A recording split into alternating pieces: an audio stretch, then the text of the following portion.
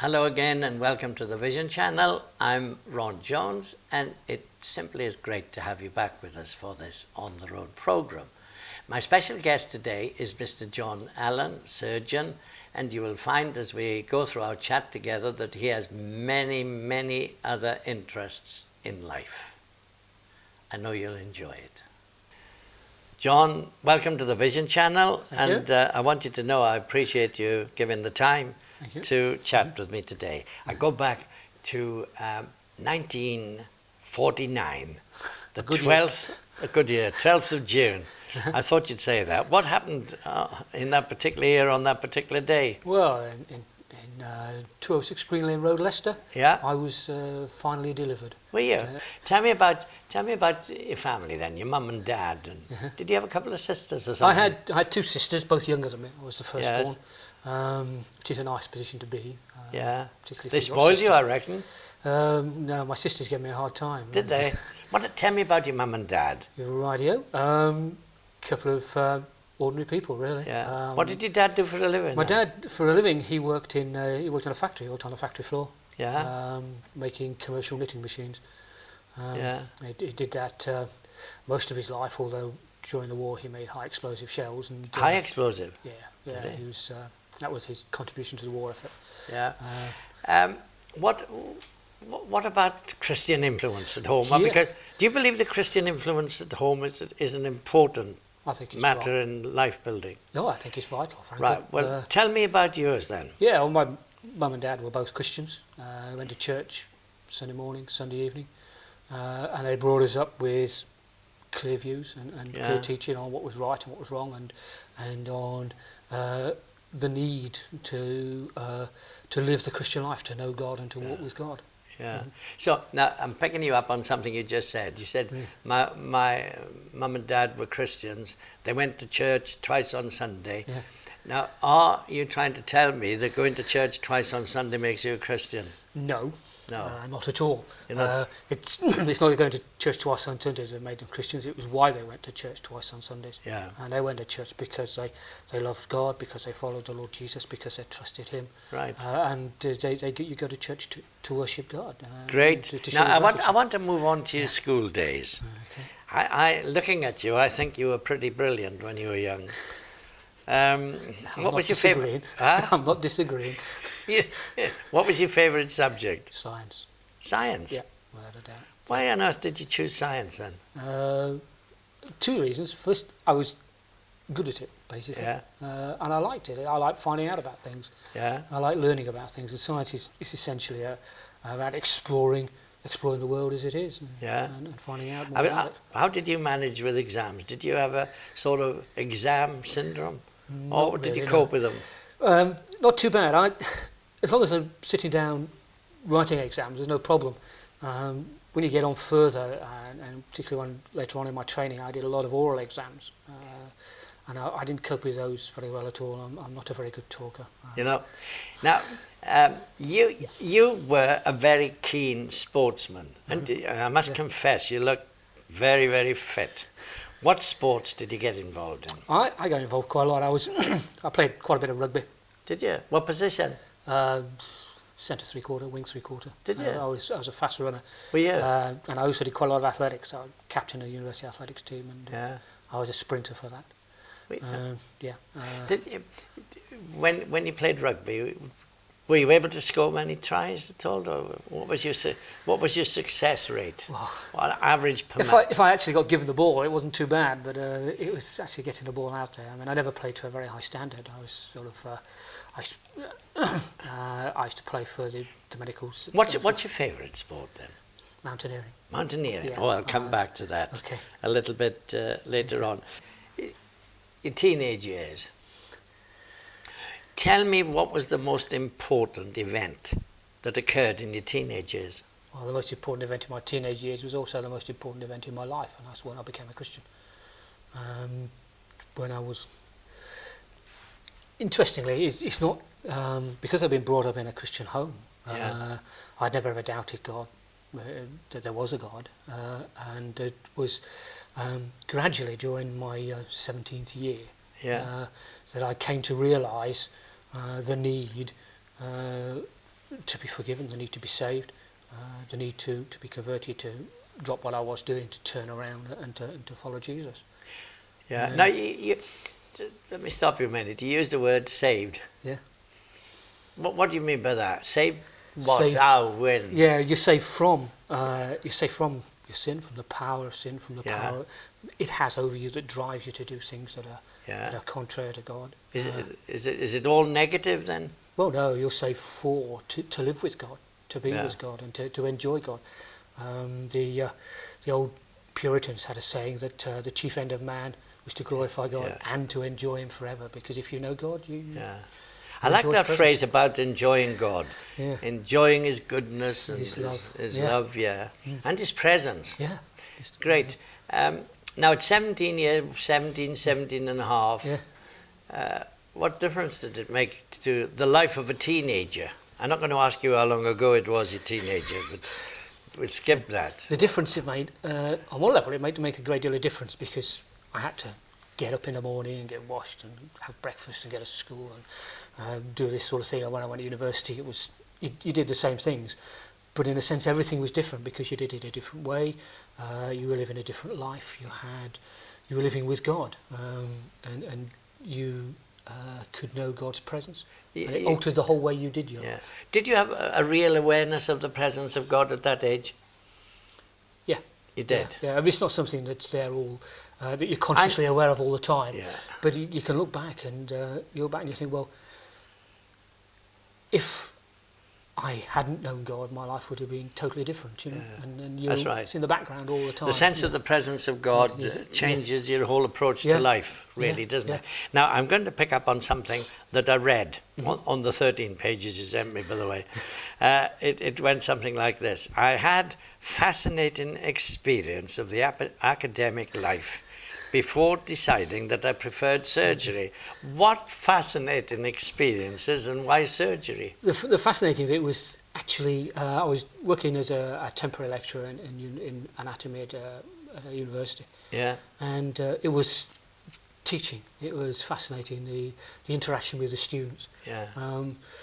Teaching at a university, particularly at a medical school in those days, you're dealing with academically very qualified, very highly motivated people. So you don't have any problems with motivation. You don't have problems with answering difficult questions. Yeah. And it was just an altogether fascinating time. Yeah. Learning how to teach, learning how to do things. And then you moved on to surgery. Yeah. Now, where did you do your training? And was it in general surgery that you did your training? I trained in general surgery. I got my basic medical degree back in 1972. Yeah. Which is a long time ago. And the training for surgery is quite a long, drawn-out thing. You in those days you did several years experience, and then you took the first part of the surgical exam, and then you had to do several years more. It was quite extended. Yeah. Yes, training. Now, what I'm interested in, when your training days were over, you went to Sydney, and immediately after Sydney you went to Zaire. In my mind, I don't know whether I'm right or wrong, those give me completely different pictures of what might have been the situation. How would you sum up the difference, if there was any? Everything was different. In Sydney, you're in the middle of a big city. In Zaire, I was living in a brick house, but I was just surrounded by the jungle. You know, you walked out of a compound and there was the jungle, which went on seemingly forever. In Sydney they had money. In Zaire they didn't have any. No. In Sydney they had electricity. In Zaire they didn't have any, unless they had diesel to run the generator. Yeah. Sydney they had running water. In Zaire they didn't. The only difference between the two of them was they were both hot. That was the only similarity. So are you telling me that it was much more difficult to do the job, the medical job and the surgery job in Zaire than it would be in Sydney? Oh, totally different, yeah. The operating theatre, if you operated at night, they had to run the generator. And on one occasion I remember I was halfway through an operation and the generator ran out of diesel, so the lights went off.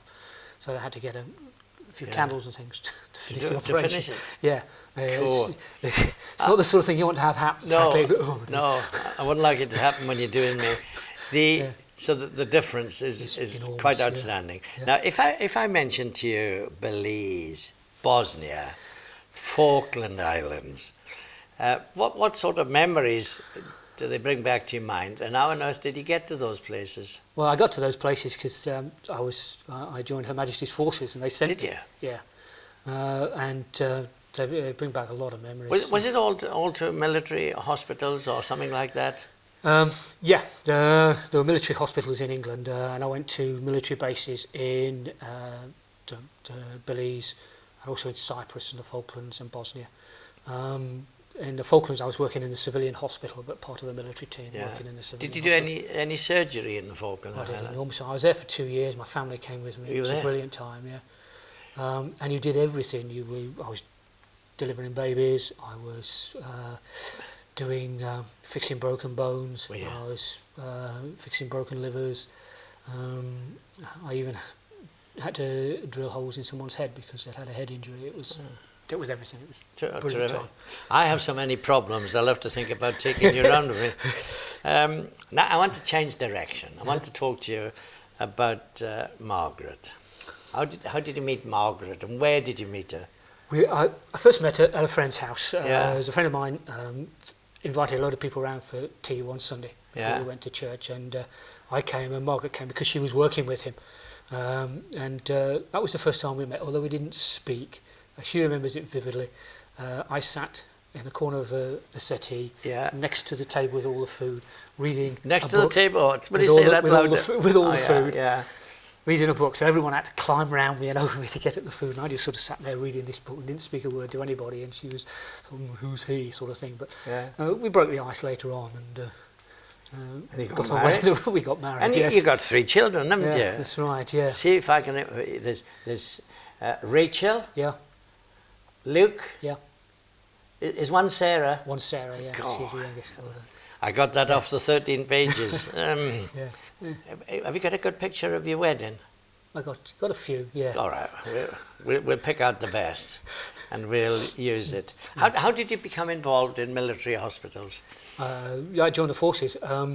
I've been to, as you say, I've been to Sydney and I've been to Zaire, and later on I've been to India and Nepal, and you can't do that sort of worldwide travelling, doing interesting things, and actually progress easily in the National Health Service Yes. training. So I hit a bit of a block on further training, and so I cast around, and the Army had me up, and they said, "Excellent, we'd love to have you." Yeah. 2 things. That was 3 things. 1, I had to cut my hair. 2, I had to shave my You beard wouldn't off. have any problem now. Yeah, and thirdly, I had to do what I was told. Those are 3 conditions. Yeah. Now you told me a little bit, but you haven't been completely honest with me. You haven't told me that you were a lieutenant colonel, have you? That's right. Yeah, that was what I got to eventually. Yeah. You got to that. Yeah. So I'm actually talking to a real, live, bona fide lieutenant colonel this Yeah. morning. Yeah. That does me no end of good. In your travels all around the place, like you have in different parts of the world and so on, how did you find the Christian faith helped you? I mean, Belize, Falkland Islands, all the rest of it, all different cultures. Yeah. There's a lot of different cultures, but one of the things that does stick out is that wherever you go, there's always fellow Christians, there's always fellow believers, there's always people that you can share your faith, that share a common faith. It doesn't matter where you go, they're always there. It's even in the Falkland Islands, there's fellow believers down there. So wherever you go, you're with friends. Yeah. That's one big way it changes your life. Secondly, because it helps you to move, and because being a Christian governs the way you live. Yeah. Yeah. Now, can I take you back to something? Yeah. Perhaps this isn't fair, but I'm going to risk it. Mhm. You told me that when you were in Zaire, you were doing an operation, and the lights went out, and they had to dash around for candles. Did your Christian faith help you then and give you any sense of peace or something like that? I mean, that's an extreme situation. It's an extreme situation. Yeah, I think so. Yeah, when we were in Zaire, we were working in a missionary hospital, and before we operated here, we always prayed. Yes. We'd prayed before this particular operation, so you weren't particularly worried, really. No. You knew the Lord was in control, so Yeah. lights go out, a big deal, So that you knew, even in the unexpected, which could have been fatal, Yeah. even in the unexpected, you had that feeling because Yeah. you'd prayed that God really was in control. Yeah, yeah. Remember talking about all your various sporting activities that made me relive my youthful days. You talked about mountaineering. That was your first love in Yeah. the sporting arena. Yeah. How many mountaineering trips have you done? I've been to, for many years, I used to go up to Scotland in the winter, Yeah. climbing with friends of mine, but we're both a bit old for that now. We used to spend every Easter up there, but now we're all married and it's a bit difficult to do that. Yeah. But I've been to the Alps 6 or 8 times, and I've been to the Himalayas 4 times. Take me on a mountaineering trip to the best. Take me along the best trail you've ever done, the hardest probably, and the highest heights that you've ever reached. The hardest one I went to was the last one, in fact, to Gasherbrum in the Carrick. To where? Gasherbrum. It's just round the corner from K2. Second highest mountain in the world, and you go up to that and you turn sort of right and follow the glacier around, and you're facing Gasherbrum 3. You go by bus, and then by car. So we're on the bus. You go by bus from the Yeah. main city up the Indus Gorge to as far as the road goes, and when the road finishes, you get off and you walk, put it back on your back. How many miles after you get off the bus? How many miles did you have to go? About 150. What, 150? Yeah, you walk a lot. What dangers are we likely to meet? It's not that dangerous, I don't think. You don't? No, you're walking along. It's a footpath. I mean, there were times when you had to ford rivers. That could be quite tricky. And you're walking along paths that sometimes are a bit shaky, and you're a long way up. Yeah.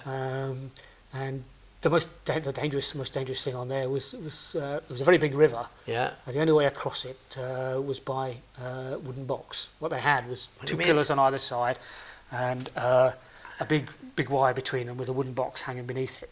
And there's 2 ropes attached to this wooden box, one going to one side, one going to the other. You climbed in this box and got pulled across.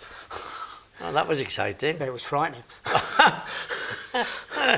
Yeah.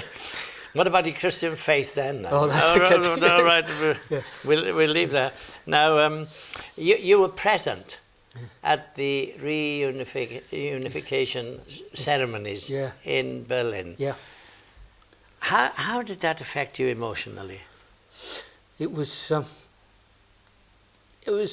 quite a sobering experience, really, because The wall had come down. the wall had come down some time before, and this was a Yeah. reunification. Yeah. And I went down to to where the celebrations were at the Brandenburg Gate, and the thing that stuck in my mind was just how subdued everything was. You'd seen the pictures of the wall coming down the previous year, and it had all been excitement and joy and happiness. Yeah. But you got the sense that the Germans were thinking, what happens now?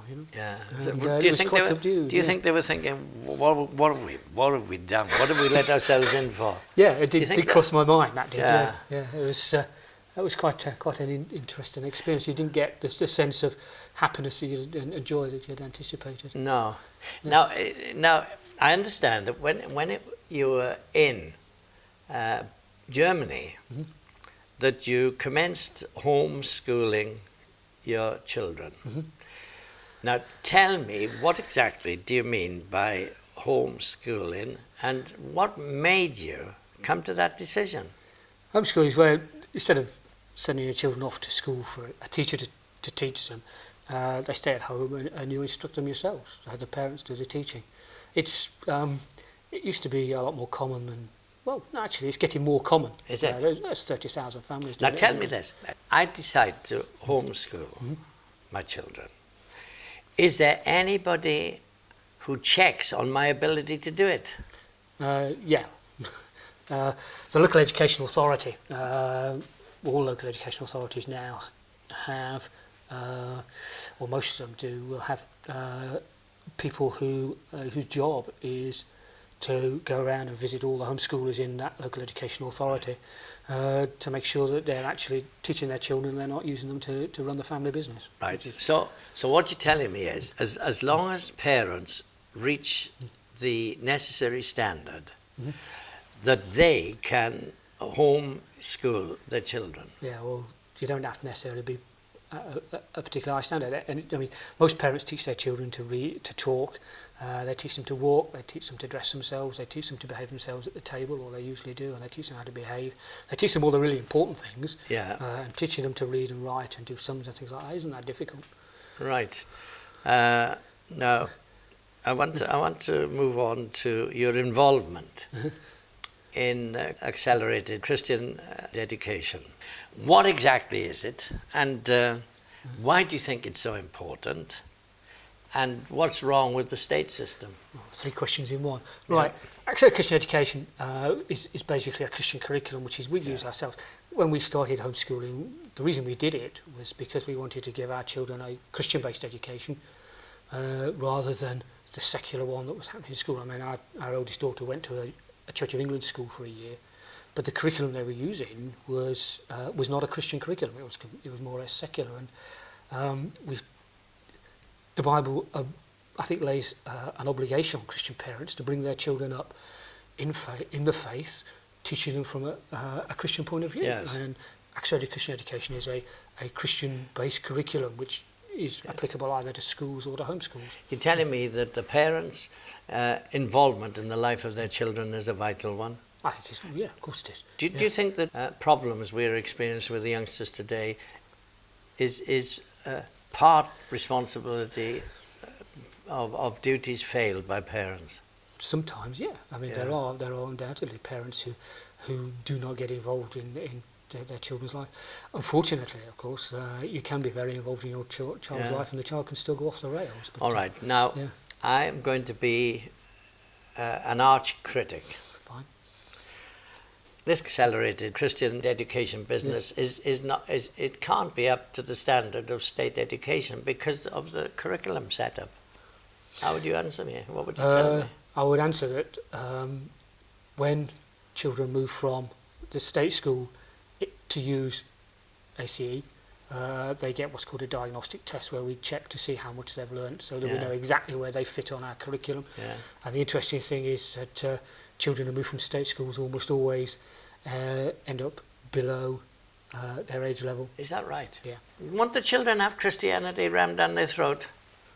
The answer is possibly, I mean, if you want to put it like that, yeah, but I mean, if they go to another school, they get secularism rammed down their throats. Okay. Right. My third criticism is this. I've got some kids, and I send them to one of those schools, and they're surrounded by Christian influence everywhere. And how when they go out into the real world and come face to face with all sorts of things, how are they going to cope? Very well. Basically, because they've been trained and they've been taught and they're strong.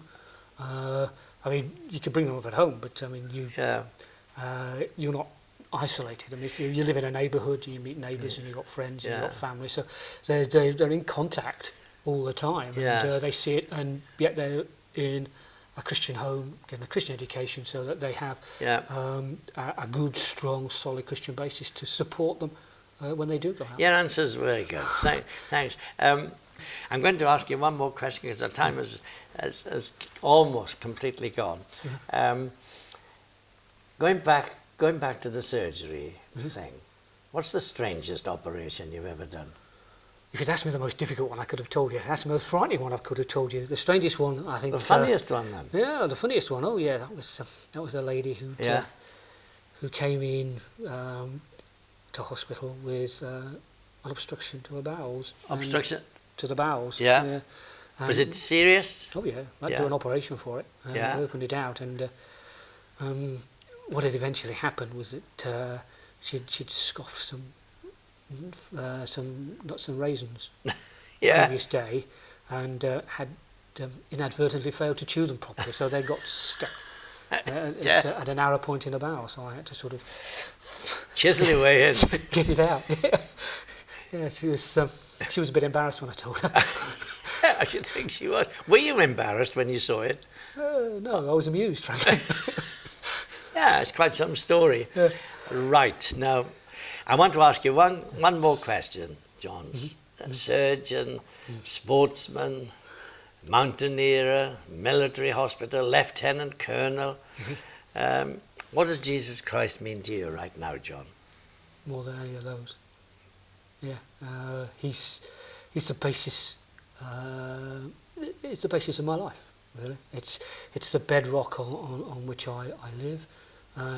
He's the one who has saved me. He's the one who gives me strength to live. He's the one who will guide me through His Word. It's like, I keep coming back to this, like bedrock, it's not something that's obvious all the time, but it determines everything. It's what everything else is built on. All right. It's like a foundation. You don't see it, but it's what there. everything else is built on. Great. Well, John, it's been lovely to talk to you today. Thanks once again. Thanks ever so much. Okay. Thank you. And we pray that God will continue to bless you and Margaret in the work that you're still doing for the Master. Thank you. Thanks. Thank you. I'm sure that you'll agree with me that Mr. Allen's life reveals a life of great variety and excitement and enthusiasm and experience, and a life of usefulness too, as far as so many people will have been concerned. And the marvellous thing that I suppose it would be true to say that it all started when he was about the age of 17, the moment that he sort of committed his life into the hands of the Lord Jesus Christ. And from there on we see the change that can make in an ordinary life, really. And I'm glad that the Lord Jesus is still able to do that today, as we are willing to put ourselves into His hands.